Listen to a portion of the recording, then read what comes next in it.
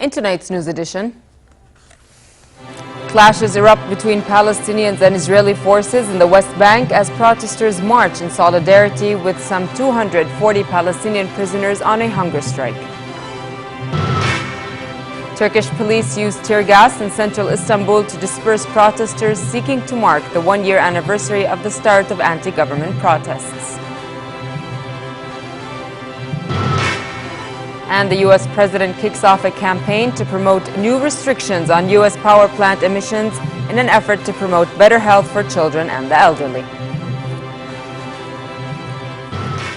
Good evening and welcome to the news at 10. Prime Minister Abdullah Mansour met with Baroness Morris of Bolton, the trade envoy of British Prime Minister David Cameron to Jordan, Kuwait and the Palestinian territories.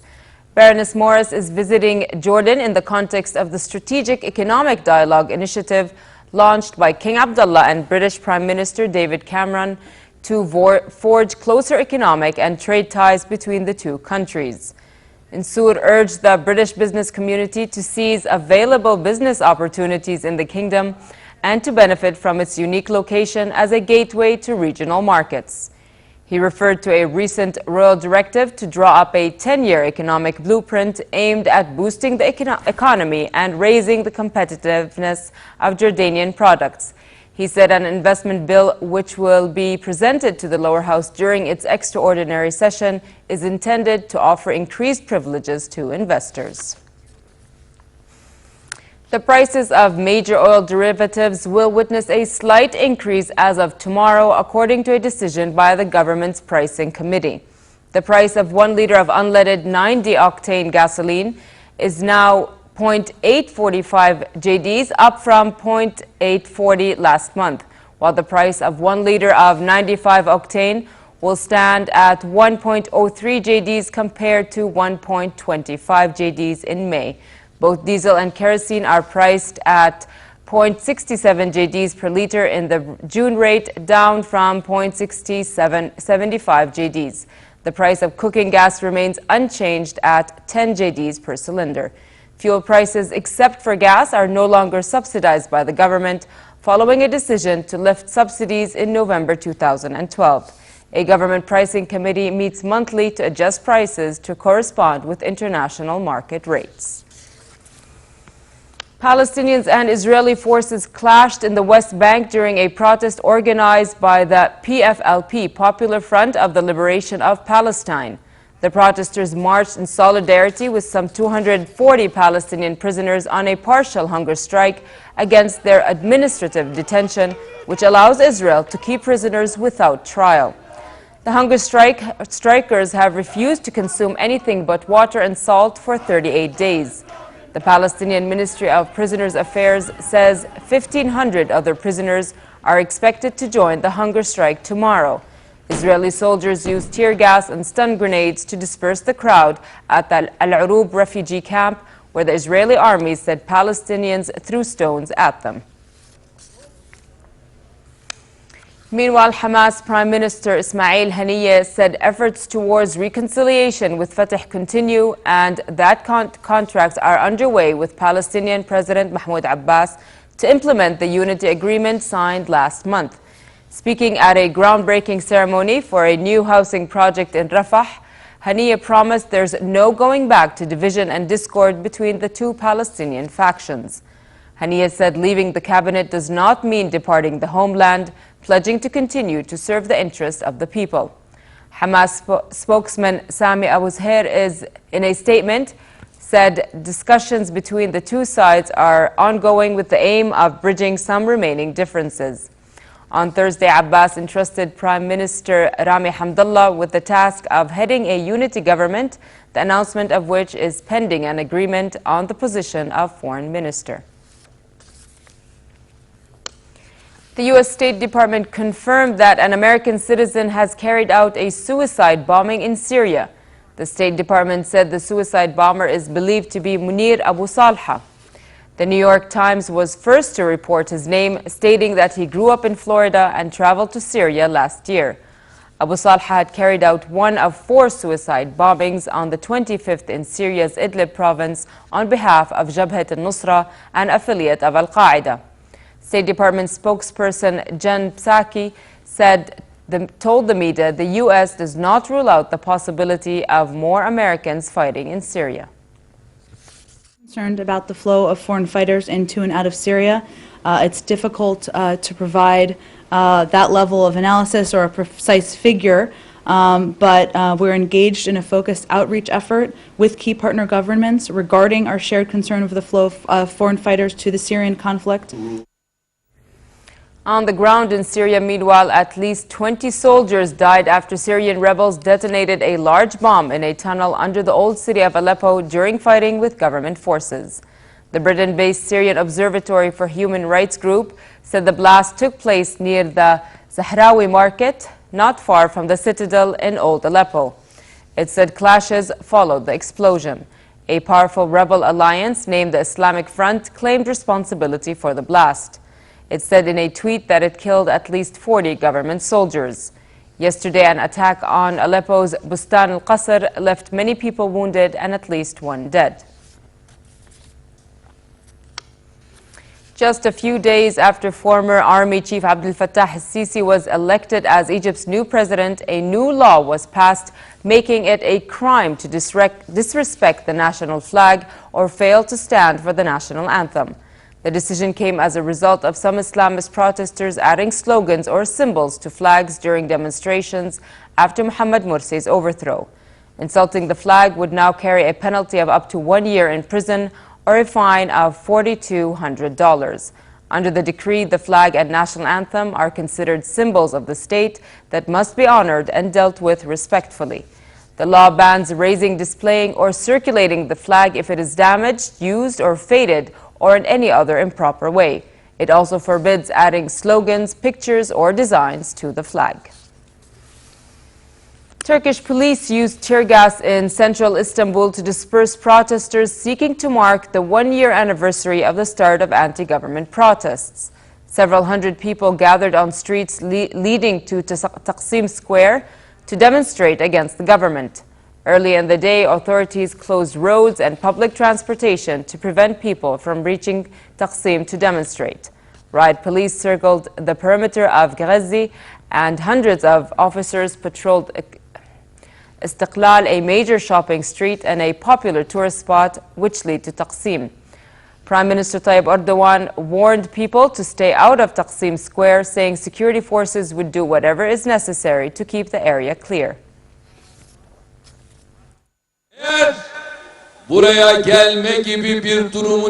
If you attempt to go there, I'm sorry, but our security forces have clear orders. They will do whatever is necessary from A to Z. You will not be able to go to Taksim Square as you did last summer during the Gezi incidents. Italian Navy patrol ships rescued more than 3,500 migrants, including hundreds of women and children, from boats coming from North Africa, prompting Italian Prime Minister Matteo Renzi to call for help from the European Union. The rescues have been going on since Friday evening and are the latest in a chronic migrant crisis in the southern Mediterranean that has picked up this year. A total of 3,612 migrants from Syria and North Africa were picked up from 11 boats and taken to ports in Sicily and the Mediterranean island of Lampedusa, according to a Coast Guard spokesman. The rescues aimed at preventing boat disasters and fight human smuggling, mainly from the shores of the increasingly unstable Libya. Some 43,000 people have crossed from North Africa to Italy so far this year, the same amount as in the whole of 2013.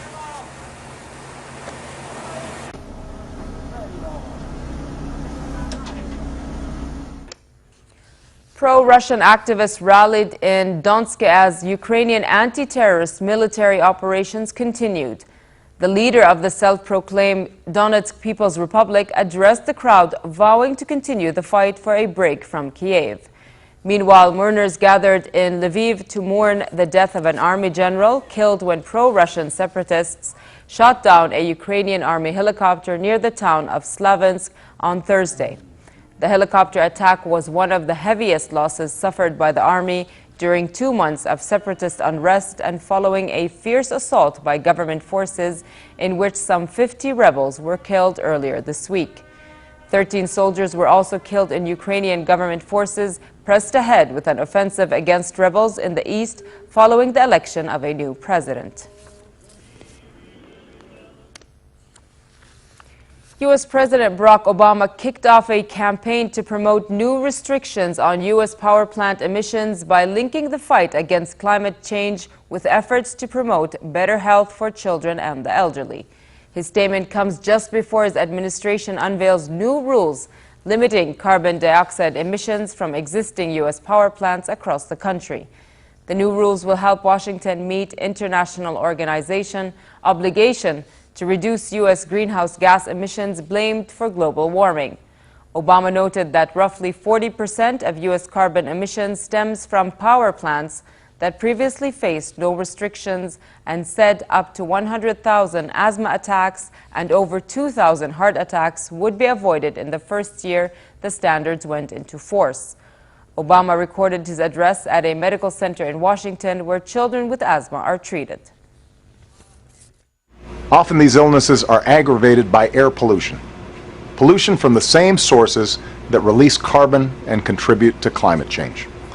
And for the sake of all our kids, we've got to do more to reduce it. We limit the amount of toxic chemicals like mercury, sulfur, and arsenic that power plants put in our air and water, but they can dump unlimited amounts of carbon pollution into the air. It's not smart, it's not safe, and it doesn't make sense. 62-year-old Russian adventurer Fyodor Konyakhov arrived in Australia to the greetings of dozens of supporters after rowing solo for 5 months across the Pacific Ocean. He battled a 2-meter swell as he made his way to shore after rowing almost 17,000 kilometers unassisted from Chile on December 22nd. The daredevil has anything but a boring life. He has sailed around the world 4 times, climbed Mount Everest twice, and walked to the South and North Poles. He has also climbed the highest summits on every continent and has rowed across the Atlantic in 47 days.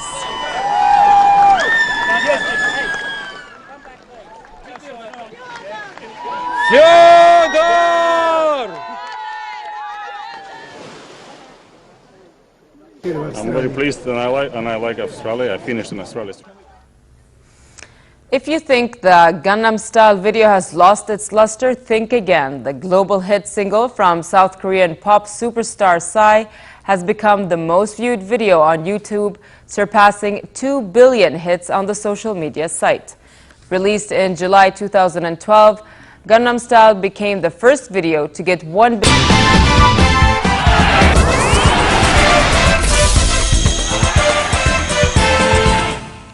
And we start with NBA action. Manu Ginobili and Boris Diaw were electric off the bench as the San Antonio Spurs beat the Oklahoma City Thunder 117-89 in Game 5 of the Western Conference Finals, moving 1 win away from the NBA Finals. Ginobili scored 19 points, Diaw added 13, and veteran forward Tim Duncan contributed a team-high 22 along with 12 rebounds as the Spurs made the most of home court advantage to take a 3-2 lead in the best-of-7 series. The series shifts back to Oklahoma City for Game 6, with the eventual winner advancing to meet either Heat or Indiana Pacers for the NBA title. The French Open lost another high-ranking seed in the women's tournament when Svetlana Kuznetsova knocked out Petra Kvitova. The Czech 5th seed lost 6-7, 6-1, 9-7 to the Russian in 3 hours, 13 minutes. About 40,000 people crowded in Tokyo's National Stadium to bid farewell to the arena originally built for the city's 1964 Summer Olympics. In its place, a new stadium for the 2020 Olympics will be built, which is set to have 80,000 seats, up from 54 at present. The new spaceship-like stadium was designed by renowned Iraqi architect Zaha Hadid, but the plans came under fire for ballooning cost estimates and a lack of harmony with the surrounding areas. This week, the Japan Sports Council released a new design proposal, reducing the size of the stadium by more than 20% and cutting costs from some $2.95 billion to roughly $1.59 billion. Still, many people are not happy.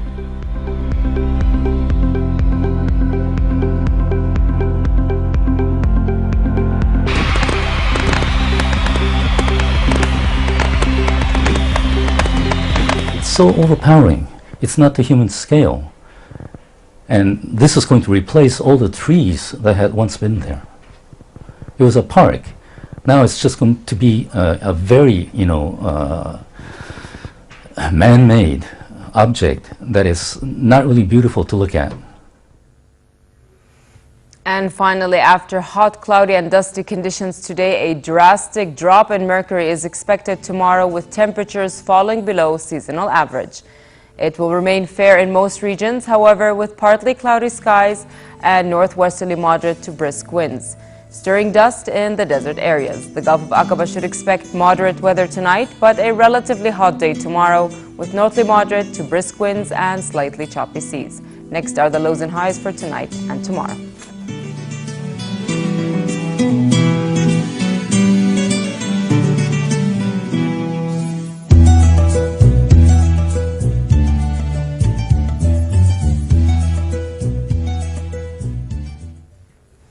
To end the news, here's a reminder of our top stories.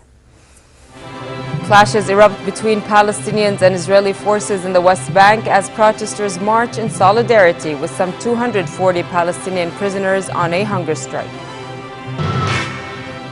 Turkish police used tear gas in central Istanbul to disperse protesters seeking to mark the one-year anniversary of the start of anti-government protests. And the U.S. president kicks off a campaign to promote new restrictions on U.S. power plant emissions in an effort to promote better health for children and the elderly. With that, we come to the end of tonight's news. I'm Lanza Khair. Thank you for watching and have a good night.